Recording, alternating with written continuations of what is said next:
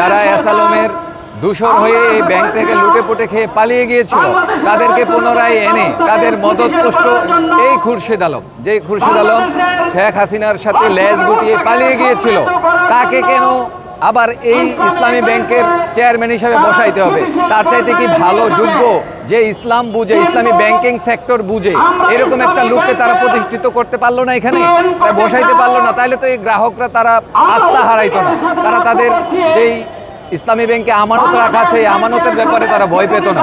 তো এখন একটা পালিয়ে যাওয়া মানুষকে যখন ইসলামী ব্যাংকের চেয়ারম্যান হিসেবে বসানো হয়েছে, এই ভয়েই এই গ্রাহকরা আজকে তারা তাদের আমানতের সঠিক হেফাজতের জন্যে যারা পূর্বে ছিল সঠিকভাবে সুন্দরভাবে ওমর ফারুক ভাইয়েরা যেভাবে চালিয়েছে সেভাবে করে তারা তাদের ব্যাংকে পরিচালিত হইতে চাচ্ছে। নতুন করে যারা পালিয়ে গিয়ে আবার ফিরে এসে এই ব্যাংকের লুটেপুটে খাওয়ার চিন্তা করছে, তাদের মতো লোককে এই ব্যাংকের চেয়ারম্যান হিসেবে তারা দেখতে চায় না। বিগত দিনে যে সমস্ত ভাইয়েরা এই ব্যাংক চালিয়েছে, এই যে ওমর ফারুক সাহেব, তারপর জুবায়ের সাহেব, ওনারা তো বিগত দিনে এই ব্যাংক খুব সুন্দরভাবে পরিচালনা করেছিল।